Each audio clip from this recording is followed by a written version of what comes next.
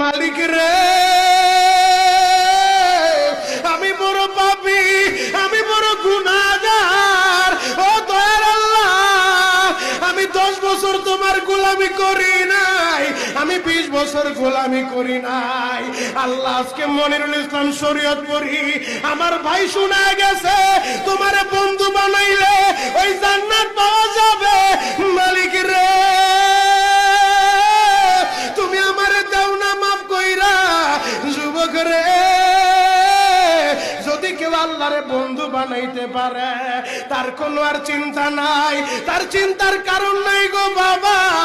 এ যুবক ভাইরা, দাড়ি পাকা বাবাজিরা, সবাই আমার দিকে একটা নজর তাকান।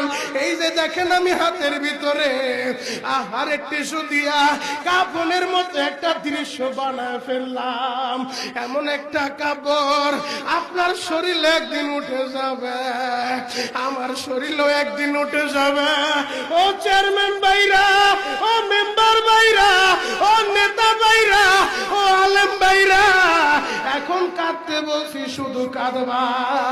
জীবনে কত জায়গায় আমরা গোসল করলাম। আহারে কক্সেস বাজার ঘুরতে যাইয়া সমুদ্রের ভিতরে গোসল করলা, কুয়াকাটায় ঘুরতে যাইয়া সমুদ্রে গোসল করলা। এই যে মাদ্রাসার পুকুরটা ভরাট করছে মসজিদের জন্য, বিশাল বড় ময়দান এখন হয়ে গেছে। এই পুকুরের ভিতরে কত মানুষ গোসল করছে, আবার পিছনে একটা বিরাট পুকুর হয়ে গেছে, ওই পুকুরে কত মানুষ গোসল করবে। ও সোনামুখীর বাবা গো, তোমার বাড়িতে নিজের টিউবওয়েলে কতদিন তুমি গোসল করছো?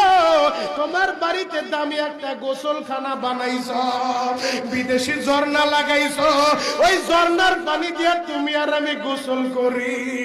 এমন একটা দিন তোমারও আসবে, এমন একটা দিন আমারও আসবে।